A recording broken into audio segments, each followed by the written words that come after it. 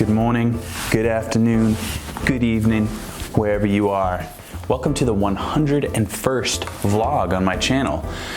Wow. If you want to watch the 100th vlog, you should check that out because there is a guitar contest where you can win some pretty awesome stuff. So check out the description for that link.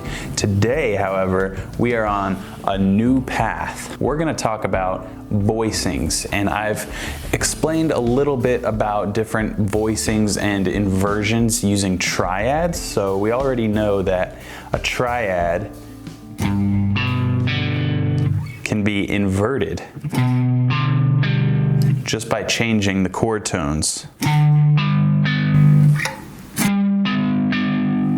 So all of those shapes right there were the same notes, just in different orders. So for today's vlog, I'm going to go one step further on that, from triads to 4-part chords.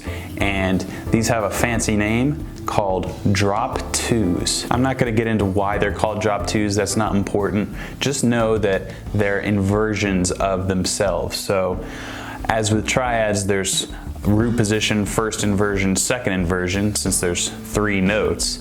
With 4-part chords, there's going to be 4 inversions, since there's 4 notes. Root position, first inversion, second inversion, and third inversion. So here's what a drop 2 sounds like, and for the purposes of this lesson, I'm going to use major 7 chords because that's a pretty familiar sounding chord. So here is the root position, a C major 7 chord.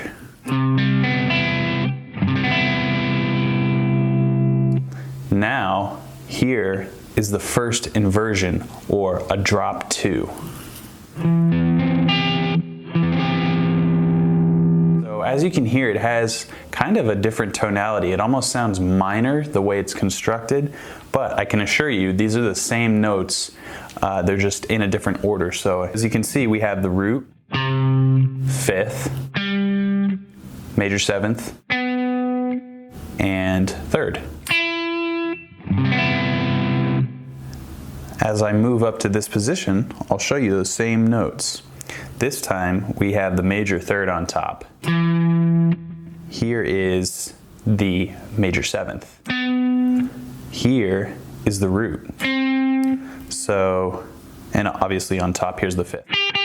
So the dissonance in that, why you may think it sounds minor, is because of this relationship right here.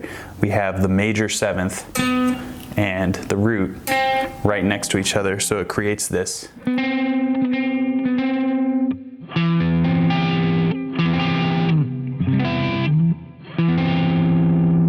So really, really cool. I think this is probably my favorite shape of any drop 2. And like I said, there's drop 2s for a variety of different 4-part chords.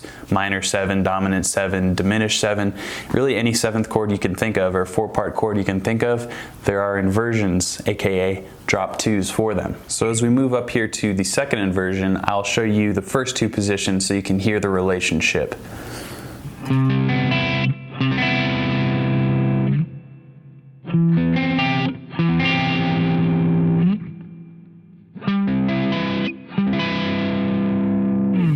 So as you can tell, these are kind of difficult finger positions. So that's another reason I like learning these drop 2s, is because they really work on your dexterity and finger strength, because it takes a lot to get this pinky down here while my other 3 fingers are grouped over 2 and 3 frets. So when I was learning this, I was kind of playing it like, some practice to get my pinky to just automatically pop over there and be powerful enough to.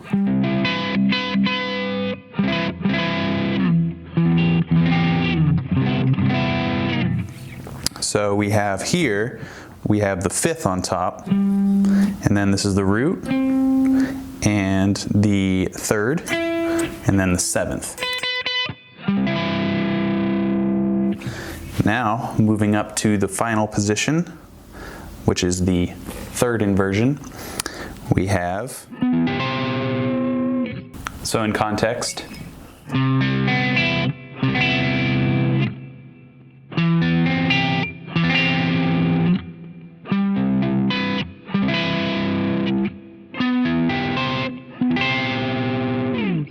Here we've got the major seventh on top, and then we have the third, fifth, and the root.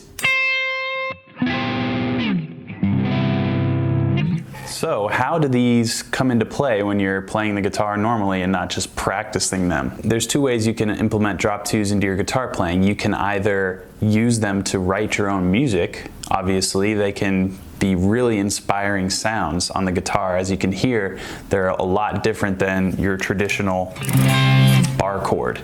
So that's one way, songwriting. And another way is if you ever read music or if you see some sheet music and you happen to see, in this instance, a C major 7 written there, that is up to your interpretation to play it any way you see fit. Say we have a chord progression that's E minor 7, D minor 7, C major 7. So instead of playing like the root position shapes, I could play something like this.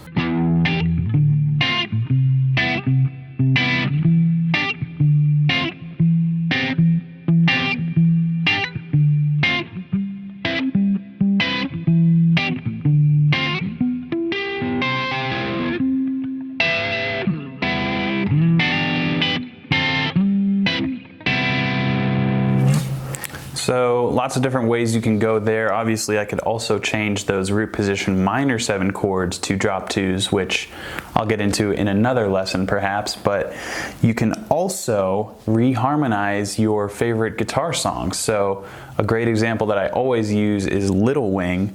So instead of the traditional kind of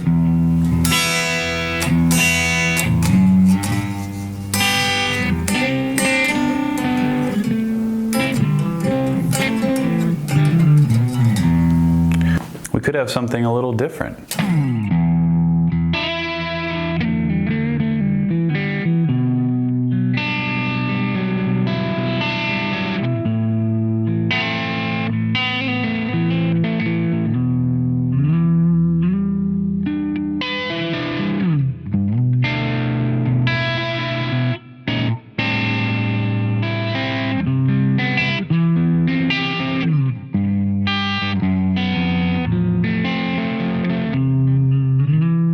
Not necessarily better, just different. You can have a lot more variety in your guitar playing if you're familiar with these drop two positions, and really you don't have to know music theory like the back of your hand to be able to construct these chords. It's just a matter of taking these chord tones and rearranging them in another position, so you can do that by ear. So that's all I have for you guys today. If you are interested in this type of chord voicing theory, you should definitely check into Guitar Super System, which is a course that I teach. You can find the link in the description. It'll basically turn you into a chord wizard. So if that's something you'd like to be, check it out. All right, guys, have a great day. I'll talk to you tomorrow.